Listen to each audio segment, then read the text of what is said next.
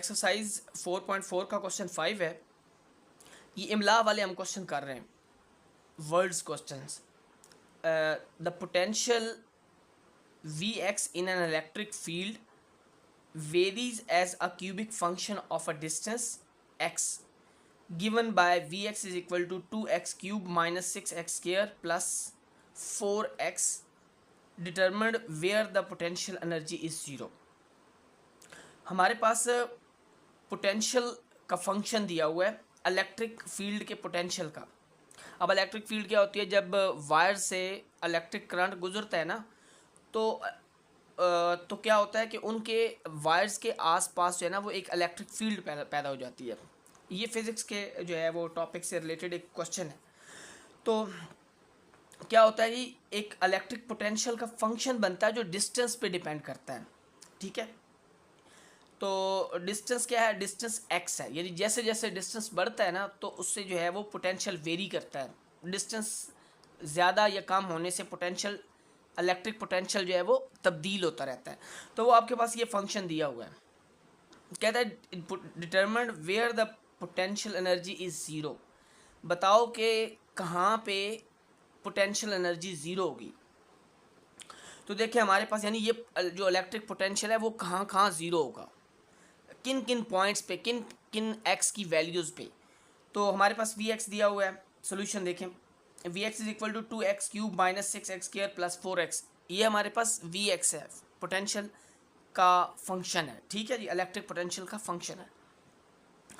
अब किन पॉइंट्स पे हमने देखना है कि ये ज़ीरो होता है। तो सबसे पहले क्या होगा कि हमें जो वी एक्स है इसको इक्वल टू ज़ीरो करना होगा, क्योंकि हमें ज़ीरो पे ही तो फाइंड करना है।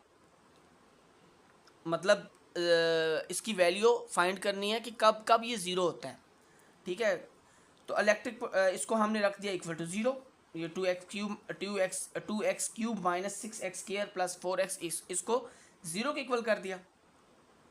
अब आप देखें कि इन सारी जो टर्म्स हैं, तीनों टर्म्स के अंदर से कॉमन क्या आता है।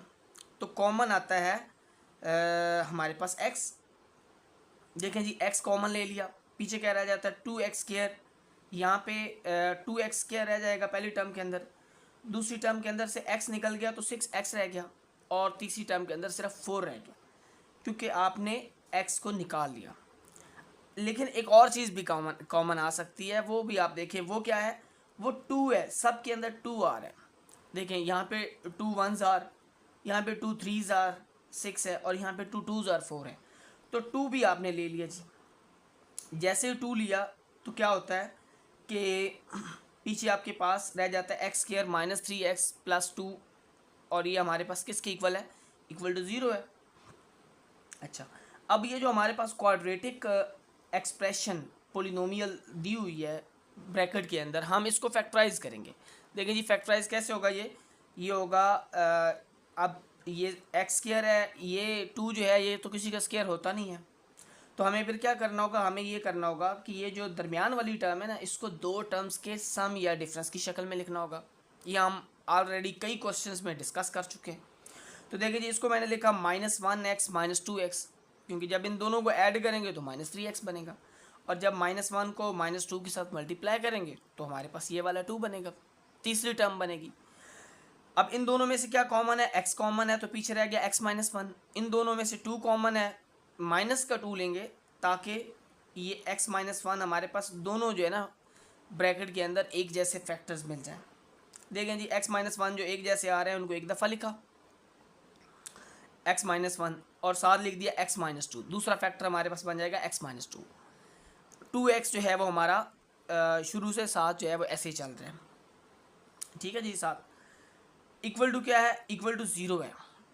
अब इसका क्या मतलब है, इसका मतलब है कि यहाँ पे 3 जो फैक्टर्स हैं ना, उनका प्रोडक्ट, उनका मल्टीप्लाई किसके इक्वल है, ज़ीरो के इक्वल है। इसका मतलब है कि या तो पहले वाला फैक्टर ज़ीरो है, या फिर दूसरे वाला फैक्टर ज़ीरो x-1, या फिर ये हो सकता है कि तीसरा फैक्टर ज़ीरो x-2। ठीक है जी, तो जब हम इसको यहाँ पे 2x दिया हुआ है, तो 2 को दोनों साइड पे 2 पे डिवाइड करेंगे तो हमारे पास x इक्वल टू 0 हो जाएगा। ये 2 जब 0 को डिवाइड करता है तो क्या होता है, 0 रिजल्ट आता है। दूसरा जो है जब 1 दूसरी साइड पे जाएगा तो x इक्वल टू 1 हो जाएगा, और जब 2 दूसरी साइड पे जाएगा तो x इक्वल टू 2 हो जाएगा। ये x की वो वैल्यूज़ हैं, ठीक है, जहाँ पे पोटेंशियल क्या हो जाता है, 0 हो जाता है। 6 क्वेश्चन देखें जी, एक्सरसाइज 4.4 का आखिरी question. The structural engineering the deflection yx of a beam is given by yx is equal to 2x square minus 8x plus 6. This equation gives the vertical deflection at any point x along the beam. Find the points of a zero deflection. ठीक है जी, अब ये engineering से related हमारे पास question है जी, और हमारे पास एक जो है वो डिफ्लेक्शन ऑफ अ बीम का फंक्शन दिया हुआ है, yx is equal to 2x square minus 8x plus 6। ये हमारे पास एक फंक्शन दिया हुआ है जो डिफ्लेक्शन ऑफ बीम। अब जब इंजीनियरिंग जो से रिलेटेड जब चीज़ें आती हैं तो ज़ाहिर बात है ये कंस्ट्रक्शन से रिलेटेड है, ठीक है, स्ट्रक्चर से रिलेटेड है कि चीज़ें जो है वो जब बनाई जाती हैं मुख्तलिफ इंजीनियरिंग के अंदर तो वहाँ पे बीम्स इस्तेमाल की जाती हैं, ठीक है। तो वो बीम्स की डिफ्लेक्शंस की बात कर रहा है, ठीक है। तो कहता है वो पॉइंट्स फाइंड करो जहाँ पे जो है वो डिफ्लेक्शन 0 हो जाती है। तो देखें जी, ये हमारे पास डिफ्लेक्शन का फंक्शन है। अब इसको इक्वल टू 0 करेंगे, ठीक है, क्योंकि डिफ्लेक्शन 0 ही तो चेक करनी है कि कहाँ कहाँ 0 होती है, वो पॉइंट्स फाइंड करनी है कि डिफ्लेक्शन जब 0 हो जाती है, ठीक है जी। तो देखें जी, इनमें क्या है, तीनों टर्म्स के अंदर 2 कॉमन है, तो हम 2 पे डिवाइड करेंगे। 2 पे डिवाइड करेंगे तो क्या होता है कि यहाँ पे x स्क्वायर रह जाता है, यहाँ पे 8 को 2 पे डिवाइड करेंगे 4, और 6 को 2 पे डिवाइड करेंगे तो 3। अब हम फैक्टर्स बना लेंगे, क्योंकि हम फैक्टर्स की मदद से ही जो है वो पॉइंट्स फाइंड करेंगे जहाँ पे डिफ्लेक्शन 0 होती है, ठीक है जी। अब देखें जी, ये हमारे पास इसके फैक्टर्स बन रहे हैं x square minus 3x minus 1x plus 3 equal to 0, ठीक है, क्योंकि जो माइनस 4x है उसको मैं लिख सकता हूँ माइनस 3x इन माइनस 1x, ये मैं लिख सकता हूँ। तो x स्क्वायर माइनस 3x में से x लिया तो x माइनस 3 बच गया, और यहाँ पे माइनस 1x प्लस 3 में से जब कुछ भी कॉमन ना आ रहा हो तो आपको पता है कि 1 तो कॉमन आ ही जाता है, ठीक है। तो माइनस 1 कॉमन लिया तो x माइनस 3। अब ये दोनों जो फैक्टर्स हैं ये एक जैसे आ रहे हैं, x माइनस 3 दोनों में एक जैसा आ रहा है, ब्रैकेट के अंदर आप देख सकते हैं।